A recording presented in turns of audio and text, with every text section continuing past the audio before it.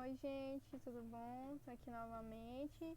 Vamos para a nossa segunda aula sobre a disciplina de planejamento e projetos estratégicos.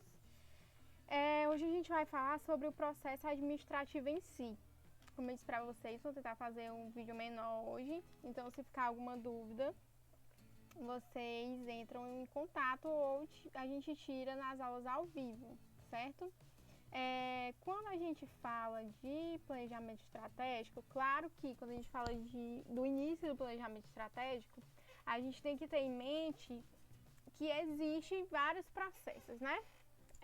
E o processo administrativo, ele tem uma composição, que é isso que a gente vai ver hoje, a composição do processo administrativo. Acredito que até em outras disciplinas vocês possam ter tido contato com o PODC, né? Que é muito famoso, inclusive. Então, assim, dentro do planejamento, do processo administrativo, a gente vai ter algumas tarefas que vão fazer parte de um ciclo, né? E esse ciclo pode ser ilustrado, o ciclo do processo administrativo, como esse, por exemplo, né? Que começa com planejamento, tudo sempre com planejamento, que é a primeira etapa. Depois ele vai passar para a organização. Depois ele passa para a direção e para o controle. Voltando para o planejamento, organização, direção e controle. É sempre um ciclo contínuo, né? Nesse mesmo sentido, sempre partindo do planejamento e chegando ao controle e voltando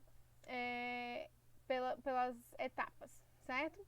E a gente sabe que dentro do processo do planejamento, onde a gente vai ter aquele diagnóstico, que vai me ajudar a traçar estratégias para atingir os meus objetivos. Isso vai estar dentro do planejamento, onde eu vou traçar essas metas, essas ações, para tentar atingir o objetivo, né? A gente vai ter a organização.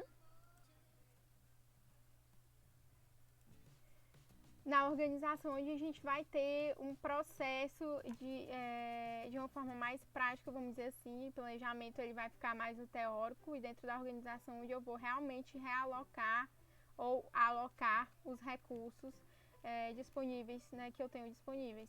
E aí, dentro dessa parte da organização, onde eu posso fornecer, elaborar um organograma com as responsabilidades de cada pessoa, né? Acredito que vocês devem saber mais ou menos o que é organograma, mas eu posso mostrar aqui para vocês. A gente tem aqui um exemplo de organograma, onde vem a direção geral, né? A partir da direção geral são traçadas algumas outras diretrizes, que vem direção administrativa, direção espiritual, direção pedagógica, né? Esse organograma aqui é de uma instituição católica, né? No caso aqui é o organograma de colaboradores aqui do Canção Nova. Eu nem tinha percebido que era diretamente uma organização católica, mas aqui, como vocês podem ver, qualquer empresa, qualquer organização de pessoas com fins ou sem fins lucrativos, é interessante que ela tenha essa parte de planejar, de organizar, né? Porque isso faz parte do processo administrativo de qualquer organização. Tanto aqui a gente já pode ter esse exemplo. E aí a gente vai ter dentro da direção administrativa alguns núcleos, como o de administração diretamente, o núcleo de comunicação, facilitação de RH, limpeza, serviço social, que vão se desembocando em outros, né? Aqui, por exemplo, termina no aprendiz e estagiário. Aí nesse central aqui já vão ter outras pastorais, os auxiliares. E aqui a direção pedagógica, a gente tem toda a parte de secretaria, biblioteca, né? Então aqui vai depender muito de qual centro administrativo eles estão direcionando, né? Mas é só para exemplificar para vocês entenderem melhor o que é o organograma, que é uma das ferramentas que a gente pode utilizar dentro dessa etapa da organização. E aí onde a gente pode fazer fluxogramas, que também são parecidos com o organograma. O fluxograma ele é mais voltado para o processo, também posso mostrar o fluxograma aqui para vocês. Aí, gente, isso aqui é um exemplo de fluxograma, né, como vocês podem ver aqui. O fluxograma de uma pizzaria, ele pode registrar o pedido da pizza, onde começa, Depois ele vem para atender o telefone, verificar cadastro. Cliente possui cadastro? Nessa pergunta, nesse estilo retangular aqui de figura, porque cada figura tem uma simbologia, sempre que tiver esse losango, ele vai estar atrelado a uma resposta. Então, o cliente possui cadastro? Se sim, continua o processo. Se não, realizar o cadastro primeiro para depois continuar o processo, como vocês podem perceber aqui. Depois termina aqui a informação total do valor ao cliente, né? E aí o pedido é entregue. E aqui é o número do pedido. Enfim, é só para vocês verificarem direitinho como é esse fluxograma, que também é outra ferramenta dentro dessa questão da organização. Essa parte da organização é importante por quê?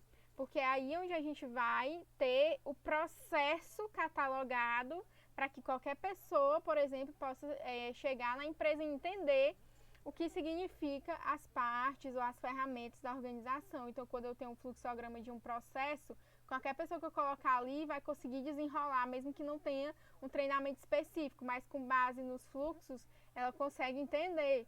No organograma, ela consegue, quando ela chega na empresa, ela consegue ver onde ela vai se encaixar, qual hierarquia ela vai entrar, né? Vai ter que responder, por exemplo. E aí a gente continua, por exemplo, com a questão da direção, que é onde vai se estabelecer as lideranças, né? Onde a gente vai ver, delinear as diretrizes que foram delineadas lá no planejamento vão estar aptas a serem acompanhadas, né? Então, nessa parte da direção, vai pegar todas aquelas questões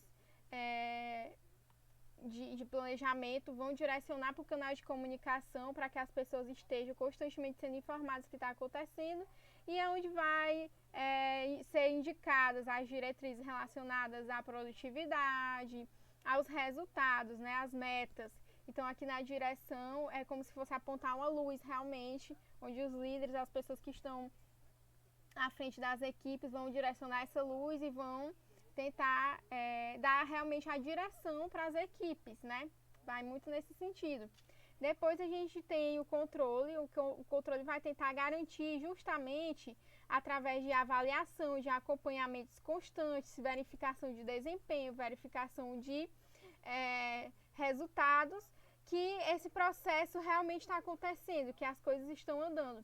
Essa figura que a gente pode ver aqui é do Maximiano, que é muito famosa realmente em relação ao PODC. E essas são as fases do processo administrativo, gente. Como eu disse, não quero me alongar muito, porque vocês têm muitas aulas para assistir.